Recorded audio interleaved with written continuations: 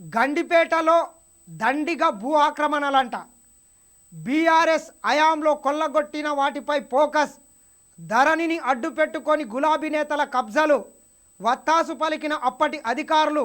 నెక్నంపూర్లో 1500 కోట్ల భూమికి అధికారుల విముక్తి అంట.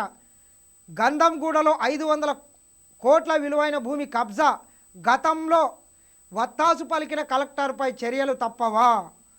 గత 10 సంవత్సరాల నుంచి మనం చూసినాం తెలంగాణ రాష్ట్రంలో ఎటువంటి విధ్వంసం జరిగిందంటే,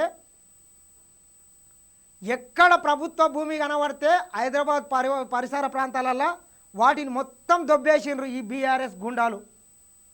తర్వాత ధరణి అనేటటువంటి ఒక దరిద్రాన్ని తీసుకొని వచ్చి ఎక్కడెక్కడైతే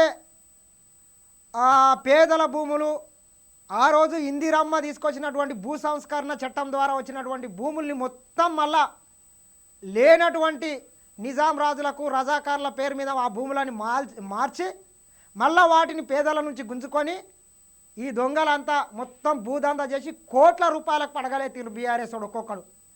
ఏ లీడర్ని దులుపు ఈరోజు వాళ్ళ దగ్గర కోట్ల రూపాయలే ఉన్నాయి. వాళ్ళ పార్టీతో పాటు గ్రామ స్థాయిలో కూడా కొన్ని 100,000 కోట్ల రూపాయలు బీఆర్ఎస్ ఖాతాలు నింపుకున్నది. చూడండి, ఎక్కడ అసలు ఒక్క సెంటు భూమిని కూడా వదలలేదంట. రంగారెడ్డి జిల్లాలోని గండిపేట ప్రాంతం భూ ఆక్రమాలకు కేరప్గా మారింది. కోట్ల విలువ చేసే భూములను సహా చేసేందుకు అక్రమార్కులు బరి తెగిస్తున్నారు. గత ప్రభుత్వ హయాంలో ధరణిలోని లొసుగులను అడ్డుపెట్టుకొని కొంతమంది పెద్దల ఆశీస్సులు, అధికారుల అండదండలతో 100 కోట్ల విలువ చేసే ప్రభుత్వ భూములను కొల్లగొట్టారన్న ఆరోపణలు వినిపిస్తున్నాయి. బీఆర్ఎస్ హయాంలో గుట్టుగా సాగిన ఆక్రమణ బాగోతాలు ఒక్కొక్కటిగా బయటపడుతున్నాయి.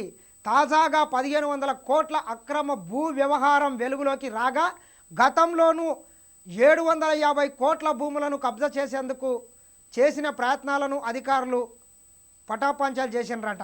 ఇట్లా ఎక్కడైతే 100,000 కోట్ల విలువ చేసేటటువంటి భూములు ఎక్కడైతే ఉన్నాయో వాటిని మొత్తం ధరణిని దీని దరిద్రాన్ని అడ్డం పెట్టుకొని ఈ దరిద్రులు పేదల భూములని మొత్తం గుంజుకున్నారు.